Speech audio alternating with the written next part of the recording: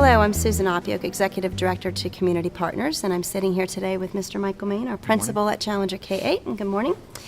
I am frequently asked questions about community partners and why do we have community partners here at the school and why did we need a 501c3 and what is the discretionary fund and some other questions.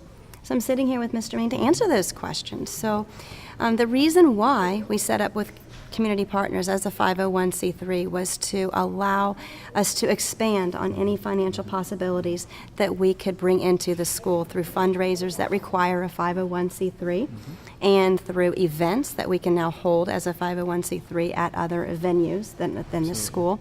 And it just allows us more flexibility in financial planning.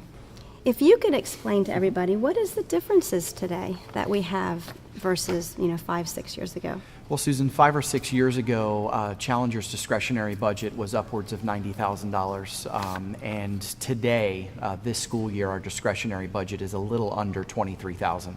And so, over a 5-year, 6-year period, that discretionary budget, due to state funding decreases and from the district, has been significantly cut. And so, we're having to do more with less. Our classrooms or teachers are having to get used to doing more with less. That's the motto. And so, we felt that it was important working in collaboration with you and setting up community partners to help offset that discretionary budget deficit that we have. It's just being very creative with obtaining money. Absolutely. And we hear that word discretionary fund very, very often. We do. And people don't understand what the discretionary fund is. Can you explain that? Absolutely. The discretionary fund is an account that principals have that's issued to us by the district that allows us to work within a constraint budget where we can purchase copy paper. We can run basically the school, any furniture needs that we have, printing needs, classroom supply needs that we have. And so that discretionary budget, basically, if you think very simply about the budget in your household, is what is given to me to operate the school for a full year. And I'd love to clarify at this time, it's not our district's problem as far as the discretionary fund. I mean, it's a problem. However, what I'm trying to say is it's not like they're trying to withhold money from us. They just don't have the money to give out. Correct. And every school has a discretionary budget. So I want to clarify that. Yes, and the funding issue is district-wide. Every school has had a decrease in the amount of discretionary budgets that principals receive.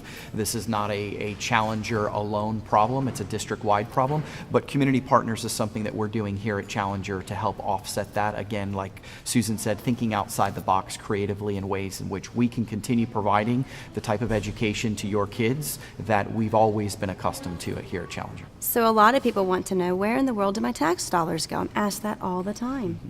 Well, that's a good question, Susan. Your tax dollars, as you know, when you pay your taxes, they go to the state. And the state goes through their session every year, and they allocate a certain number of dollars, education funding, that goes back out to the districts. And then the districts takes that money that they receive and they allocate it out to the schools. And usually there are a lot of other accounts, but to keep it simple, when we're talking about just the discretionary budget, that money goes into formulating the principal's discretionary budget at the school. So this brings us to our last and final question. How can we help? What can we do to help? I think getting involved, staying involved and plugged in with Challenger is going to be the biggest thing. And one of the easiest ways that you can get involved financially to help support and offset that discretionary budget is becoming a community partner member. Signing up anytime you see a flyer go home to join community partners and become a member, and the bumper stickers on the cars and the t-shirts coming home, is to take that next step. If you are not a Challenger community partner, partner with us, get involved, go and see Susan. We know that you are thrilled with the education that your child is receiving here, and it's one of the best in the states. And we are thrilled to have Michael Main as our leading principal here at Challenger. And I know that you would join community partners if you just knew the financial needs of this school. And I really know that you would give up your one Starbucks a month for that $5 a month donation to Challenger K-8. And we as a whole, as a team of parents, can come together and provide the discretionary fund that we used to have. Because if we had the pool of the 1,640 children here all donating $5 a month, we would then have the $98,000 of our discretionary fund back. For more information on joining us and how to become a community partner, visit our website at www.cpwithck8.org.